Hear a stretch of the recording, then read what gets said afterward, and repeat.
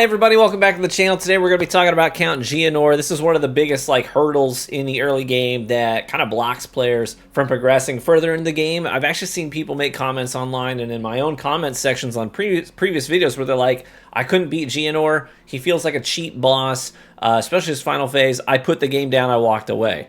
So I figured I would give you a play-by-play here on how to take him down fairly consistently. The thing about Geonor is that he telegraphs all of his attacks. So we'll go over them all one at a time as we see them in real time, and I'll kind of give you my basic strategy for Geonor. Now, I am on a witch, a chaos witch in general. Let me talk about his moveset here. So that one, he will do this attack where he runs all the way across. He will bisect the arena, run all the way across it in a charge. And then as soon as he gets to the other side, he will do a giant swing, this right here. And then big swing AoE. So I'm going to move all the way to the opposite side of the arena. I want to see him do that. He has a charge up, thrust. His first phase, pretty easy to avoid his attacks. He also has this V-shaped attack where he'll go one swing at like a 45-degree angle. It will create an ice wave. And then he'll do a second one at the other 45. And then this right here. And then he'll crash it down in the center. This is actually really good when he does this because it's super easy to avoid. And we can get around on his flanks and throw a lot of debuffs on him and throw a lot of attacks at him. Here, he does this attack where he puts these 3 blood orbs in a row. And then he dashes through them and they shoot out perpendicular to the orbs. So just stand in between them. Now, when he gets to his second form here, he will summon a whole bunch of werewolves. So you want to have AoE things, crowd control things in your build somewhere that can help you take care of these guys. So I'm going to be throwing down a curse AoE, detonating them, and then reviving, or not reviving, but casting a spell on dead bodies that makes them turn into a pool of chaos damage. So that's kind of how I'm dealing with that. I also have Bone Cage on, which is this sort of this bone circle that will shoot up around me and impale enemies that are near me or slow them down, maim them. So anyways, here we go. Once we get him low, let me talk about this attack right here. You never want to get so far away from him that you can't physically see him, because you need to be able to see his windup for that blood meteor attack. He will sort of disappear. He'll turn into a cloud of red blood. This right here. So when you see that happening, luckily I pushed him to a second phase there, so it kind of interrupted it. But he will disappear in this cloud of red, and he will continue doing that attack here in phase 2. And then you want to basically just run, here it comes, and then dodge at the very last second out of the circle. If that hits you, it's going to do big damage. Here's the thing that trips people up the most, I think, is the hunt mechanic. So I'm going to put my turret down. I'm going to start spamming my bone cages to see they're impaled here now. And then I'm going to detonate the curse. This whole time, Geonor is going to be doing this monologue. It's kind of cool, actually.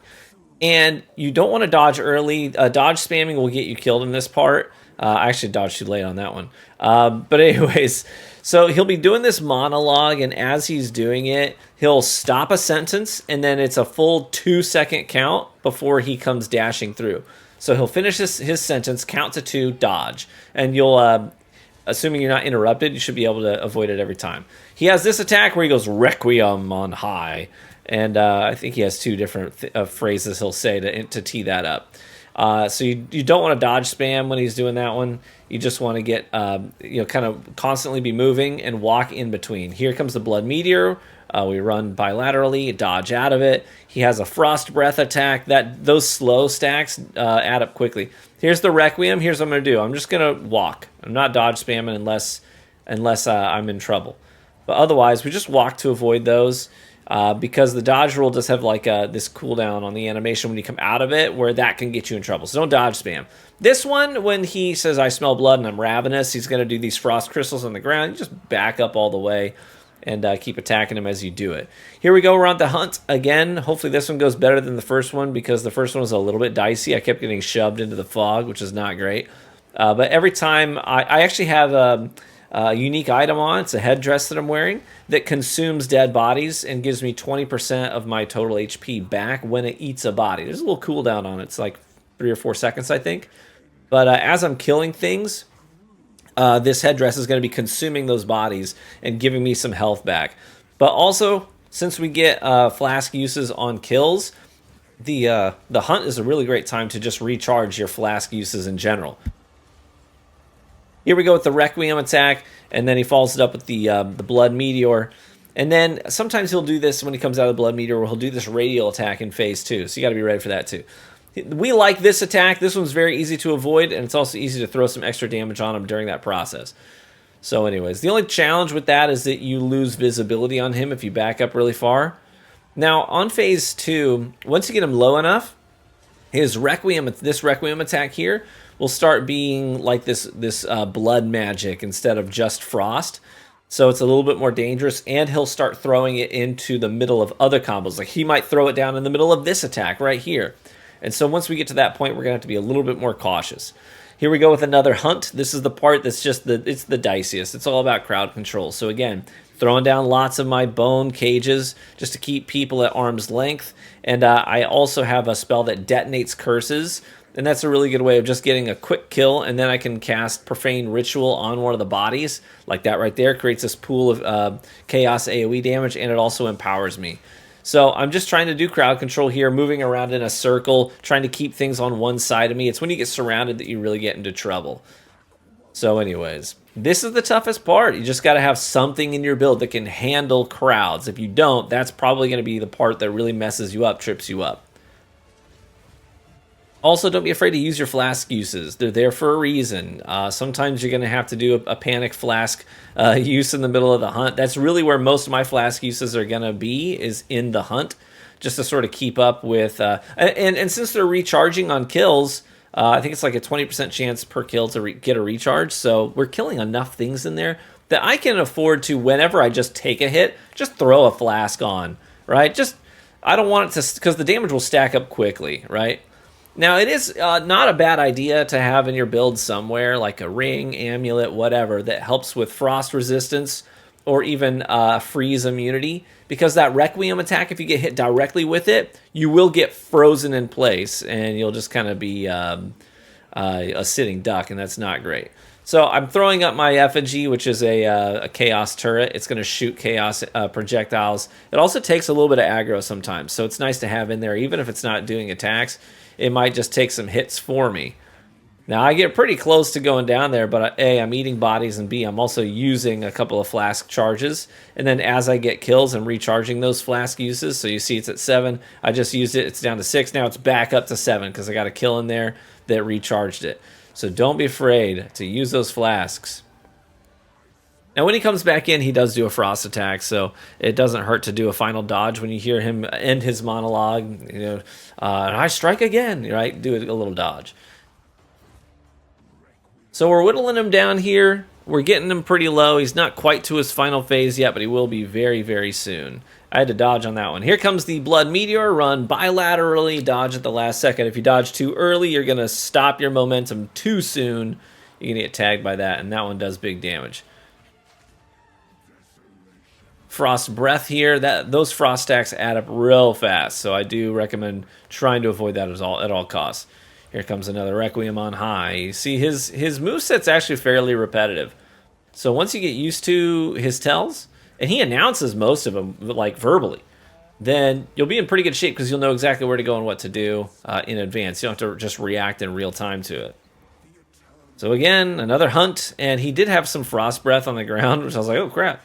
That's another thing that can trip you up, so try and keep an eye on the ground, because when he does his Frost Breath cone attack, that frost stays on the floor for a while. So sometimes, like this, he will do that Frost Breath attack and then queue up a hunt, and then that frost will still be on the ground in the middle of this hunt arena. That can trip you up too. So try and keep an eye on where that stuff is, because it may be important to avoid it. We actually killed everything in here this time, which is pretty good. Here, he's at his final phase, so he's going to start doing this blood-infused Requiem attack. A little Frost Breath there, try and get out of it. So like I said, see, he's mixing it in, right? He did the Blood Meteor attack, but he also did the Requiem attack on top of it. And here again, there's some Requiem attacks, and there's the Creeping Frost. So he's just going to like start mixing things up and doing multiple moves at once. And that's what makes this final push a little bit more challenging. I try to push it as hard as I can because obviously I don't want to have to try and avoid all this stuff for a super long time because it'll stack up. We'll start baking some of our flask uses. Also, if we can avoid an extra hunt or two, we definitely want to. Now, again, during the hunt, he can still do that new Requiem attack. That's what's tough, because now we're trying to avoid all these wolves and him and the Requiem attacks that are coming down like that from the sky. Luckily, we have a pretty clean phase here, just going in a circular pattern and killing the wolves. We get a lot of kills in here, which keeps our flask uses up pretty high. We're still at 7 right now. And I can use them pretty liberally because I know that I'm going to be recharging them during the hunt. Now I'm hoping here, let's just push him all the way to the end. And we got the Creeping Frost and the Requiem, and unfortunately I dodged at the last second into a fresh Requiem, so I did take an unnecessary hit there. Here comes the Meteor attack. So go bilaterally, dodge at the last second. I'm just trying to stack as many debuffs and curses and stuff on him as I can. Requiem and Creeping Frost now. I'm going to move to the edges, but then I'm going to try and cut in as quickly as possible because I don't want him to be out of my line of sight for very long.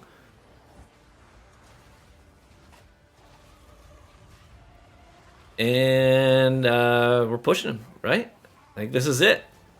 I'm just going to, I'm just going to stand and deliver. He's so close at this point. But there you go. He's down. Count Geonor. Yeah, I think he's a pretty cool fight. Actually, I do enjoy this fight, but I do understand that it is a challenging fight for a lot of people because his moveset is expansive. And once you get to the end is where it gets frustrating for most players because you have to juggle the Requiem attacks on top of the Hunt, on top of the Frost Breath, on top of the Creeping Frost, and it just becomes a juggling game at that point. It's like, okay, well, you've had to deal with all of these attacks one at a time, but how are you going to do if I throw 2 of them at you at once or 3 of them at you at once? That's really where your expertise is going to come into play. And frankly, it's all about repetition. I know a lot of people in games like this, they get frustrated when they have to play a boss over and over and over and over again. But honestly, that's where you learn the mechanics, the timing, the tells, all of the important information that will help you moving forward so you never have to get stuck on that boss again. There's only 50 bosses so far in the game. So every time you learn a moveset on one of them, that's one that you check off the box and say, I can do this guy now. So hopefully after watching this video, you can get in there, you can get past Count Geonor and check him off your box, and you'll know how to take him down. Thanks for watching. If you found it helpful, let me know by leaving a like in the video, as that's the best free way to support the content right here on YouTube, and I hope to catch you in the next one. Bye-bye.